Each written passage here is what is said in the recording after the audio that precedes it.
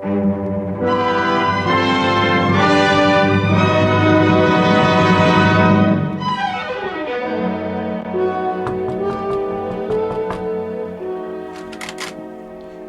my brother. Come in. God's peace be with you, Brother Chloe. Well, please be seated, Brother Paul. I'll call to the kitchen and get my wife. She's cleaning up the dinner things. Have you had your evening meal? Oh, yes, thank you. Dear, Yes, we have company. Brother Paul. I'll be right there. May I compliment you, Brother Paul, on the church here? It's much more peaceful, and the people work together better than they do at Corinth. Well, that's what I want to talk to you and your wife about. Greetings, Brother Paul. Salutations. Hope I'm not disturbing plans you may have had. Oh, not I at all. should say not. Happy to have you drop in. I know you must be terribly busy, so go right ahead and say what you came to say. I have full knowledge about you and your family, Brother Chloe. You have a godly reputation, and you're a good member of the church at Corinth, and a Christian influence on its members. I'm going to write to the church there. Before I do, I wish to get some facts from you. I hate to complain about anyone, even to you. However, you are the founder of our church there, and the information you seek is for the benefit of the membership, so I will tell you anything you wish to know. Well, a short time ago, I received a letter from some of the brethren. I had a strong impression that the letter was written for selfish reasons, that the writers would use my reply to their own advantage. They asked counsel concerning certain matters, yet nothing was said about the sins of the church. If there were no grievous sins within the church, such questions and counsel as they asked would not be necessary. So I feel that apostasy must be a problem there. Oh, what you say is true.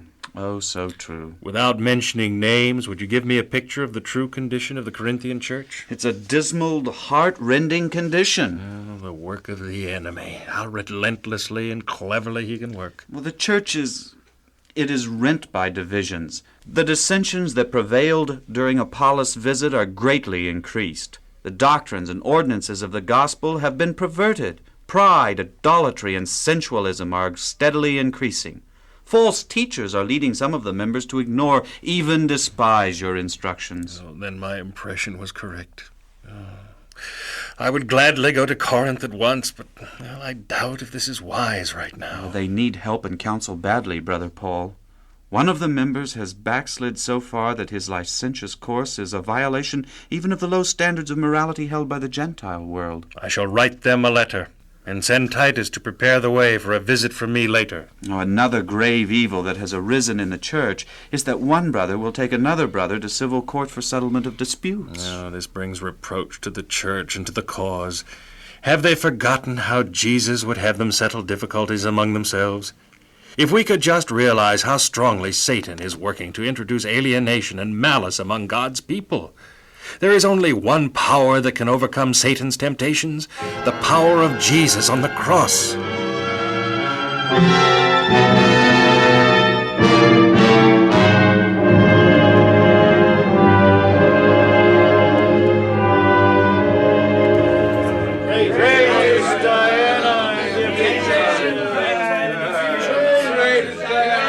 Alexander, the coppersmith, are you not? I am.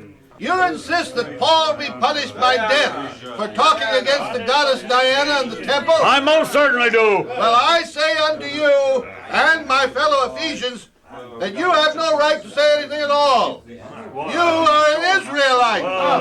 We Ephesians will take care of our own goddess, govern ourselves without help from any money-hungry Israelites. So keep quiet.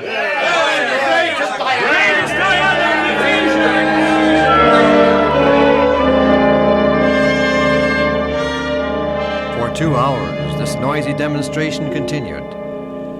At last, from sheer exhaustion, the crowd ceased, and there was momentary silence. While you are resting from your strenuous vocal and physical exertions, I should like to offer a few words of advice. Perhaps some of you do not recognize who I am. I am an official of the court, the recorder. It is as recorder that I appeal to you, my fellow men of Ephesus. You have already been reminded that the Ephesians worship the great goddess Diana, the image which fell to us from Jupiter. There has nothing been said denying this, so this is not in dispute. Therefore, you should not be concerned. do nothing rashly. Now, why have these men been brought to this court? They are not robbers of churches, nor blasphemers of your goddess. It seems that Demetrius and the other craftsmen who make and sell images of the goddess and replicas of her temple are the ones who complain against these men. If they truly have something against them, the law is open to them, and there are deputies who can arrest and take them to the court. Instead, they have incited you to hysteria, and you have caused an uproar. There being no cause for this uproar, how can we account for it to the high authorities? To continue this, just for the sake of Demetrius and his fellow craftsmen, is foolishness. Therefore, as recorder, I here and now dismiss you.